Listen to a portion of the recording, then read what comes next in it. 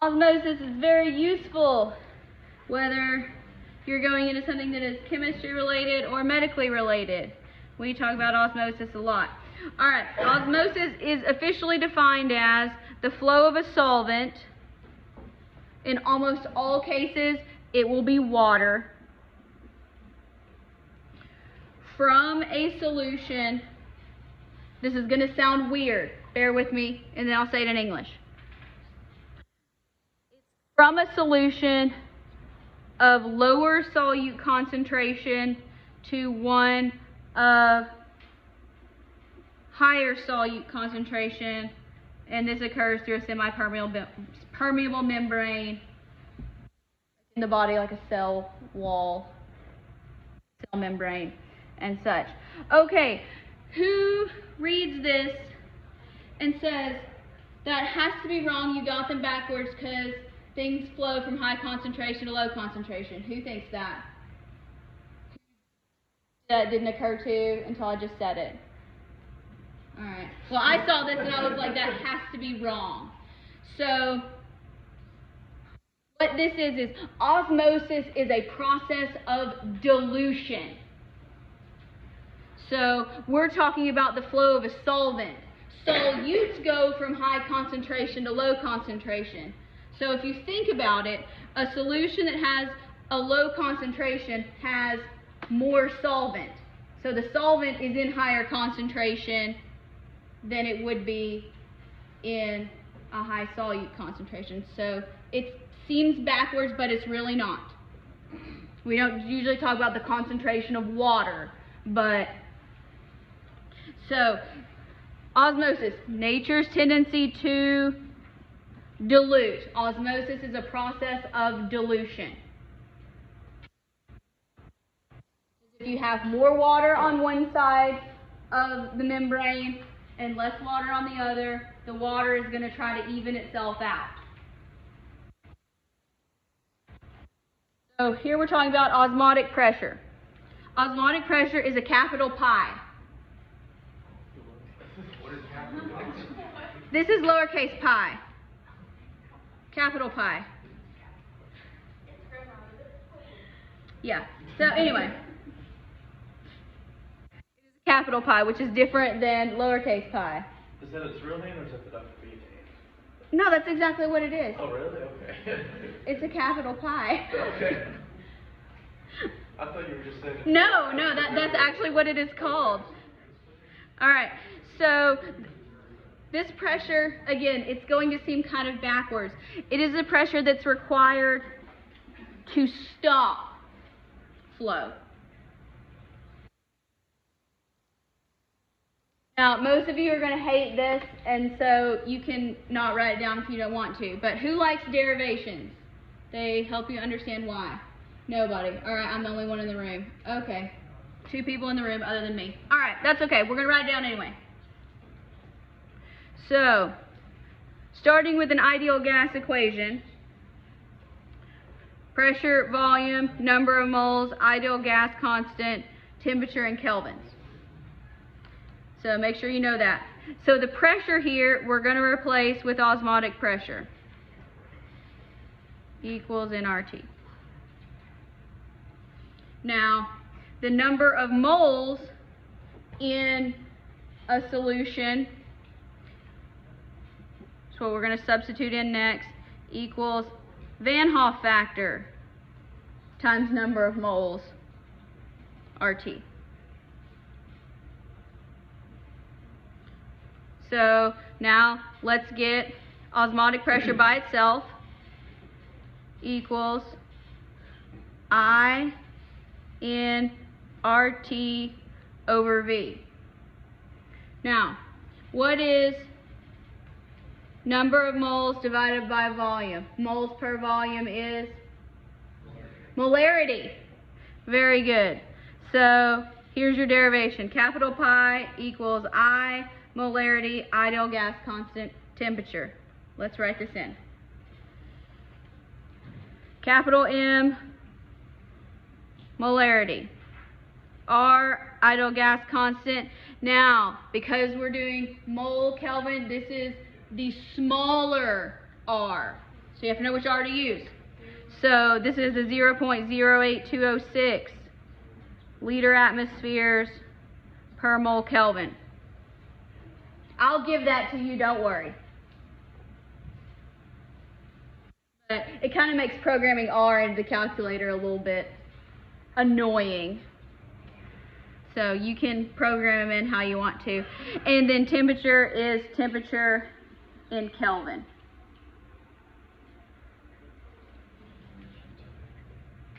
Now,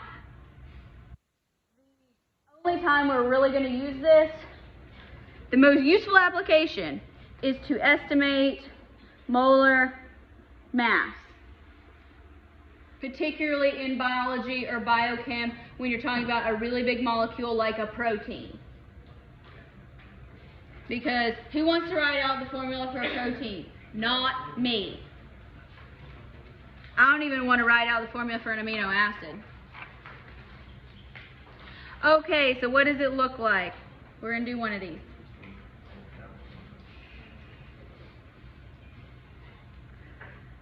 This tells us the osmotic pressure of a solution that has 5.87 milligrams of an unknown protein per 10 milliliters of solution is 2.45 millimeters of mercury at 25 degrees Celsius.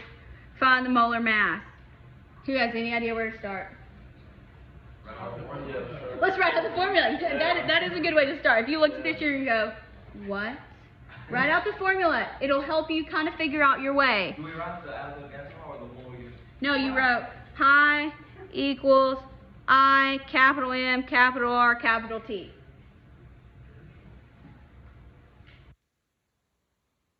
No, because N over V is molarity. We substituted in. I had it typed for you. Oh. Here. Okay. Here. Pi equals I MRT. Gotcha. Alright, so this is a protein. Proteins are not ionic, they are covalent. So we can just kind of ignore that. Okay, do we know our osmotic pressure? Yes. Yes, we do. It is 2.45 milligrams. What units is R, the pressure for R in? Atmospheres. Are we in atmospheres? No. No, we need to get there. So you can do it separately. You can do it together, you know, however you want to. Does anybody want to rearrange the equation first? If you do, go for it. Not a problem. I tend to not work that way. But, so, I'm going to say here 2.45 millimeters of mercury and 760, that's when you got to know, I will not give it to you, is 1 atmosphere. 0.0032. Alright, 0.0032 atmospheres. Okay?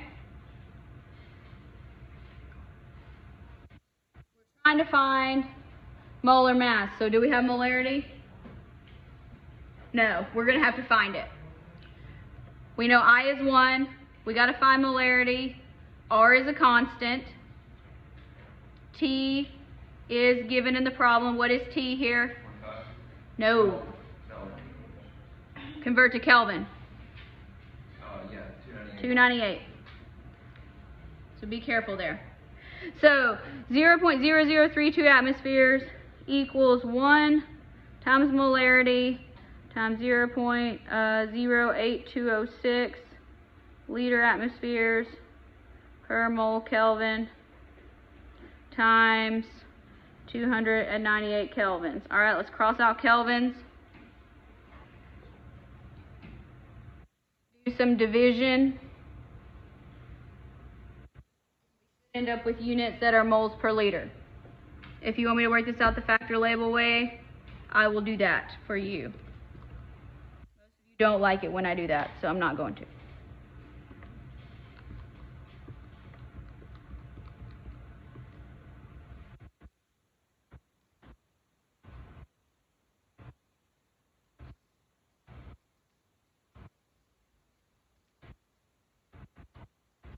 I got a very small number.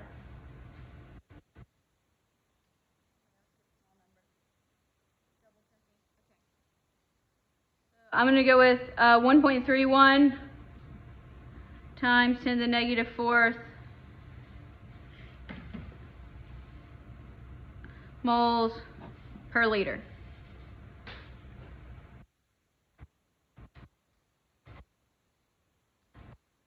All right, now we know we have 5.87 milligrams and we have 10 milliliters. Can we use that information to find molar mass?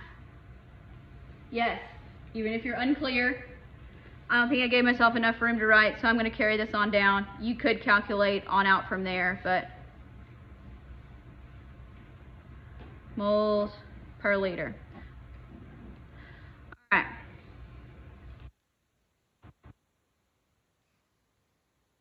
Put this upside down.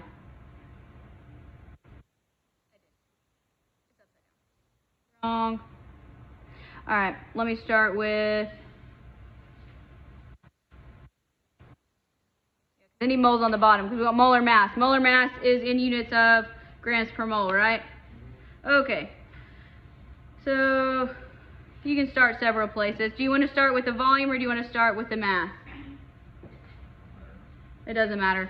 It doesn't matter either. I tend to like to start with what is on top here. So let's go with 5.87 milligrams. I want my final units to be in grams per mole, so we need to convert to grams. Do we agree? Yes. 1,000 milligrams is 1 gram. Did you not start with moles? Well, you can start with that. I just had it upside down. Because my final units, I need moles in the denominator. So now, I can plug in molarity because I want grams per mole. So now, I'm surprised it took me this long to get one upside down.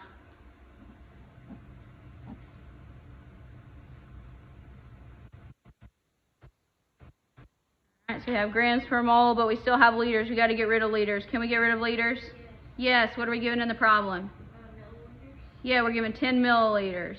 Alright, so I'm going to convert to milliliters first. You don't have to. Order doesn't matter.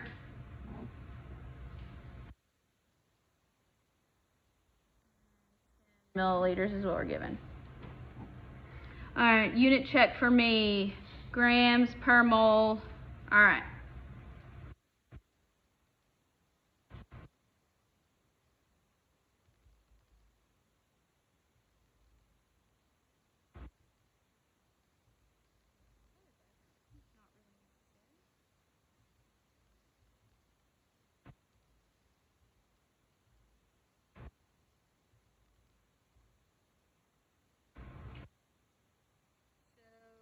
$44.81. Roundabout.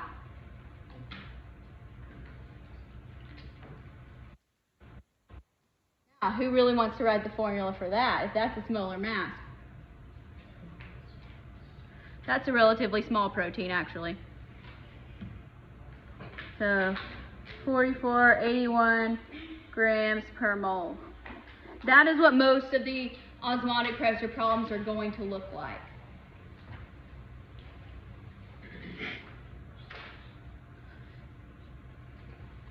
So last little bit, hang with me. Osmotic pressure has an application in the body because the body regulates salt. So the cell needs a certain number, certain concentration, so water goes in and out in equilibrium. If you put it in a solution that's too dilute, so it's hypotonic, you have too much water, all the water wants to go in because that's what the osmotic pressure tells it to do. So water goes into the cell because this is more concentrated. Well, a cell is like a balloon. It can only take so much, so it bursts. Can you survive with very many burst cells? No. Even if you can, it's very painful. So we try to avoid this. This is why we don't put water in somebody's IV. We give them saline, which is mostly water with a little salt.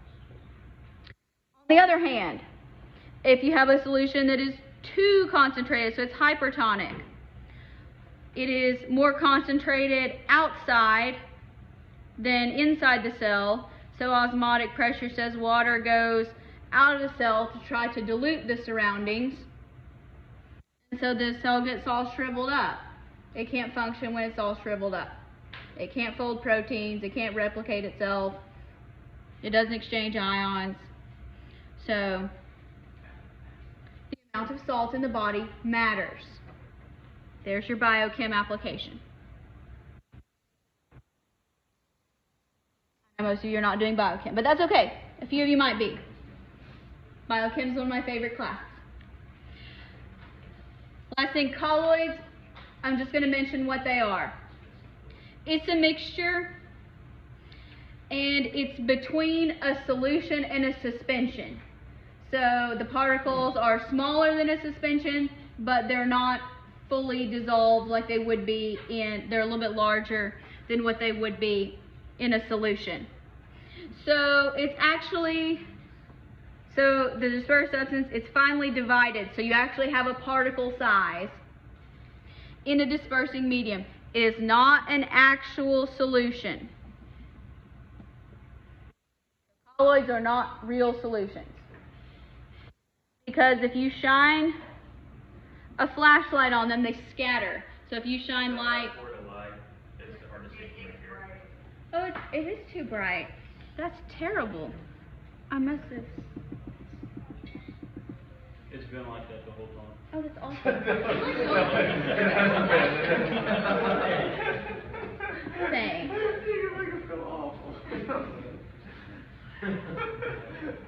It's a good thing I talk it through. It's a good thing I have videos posted. Yeah.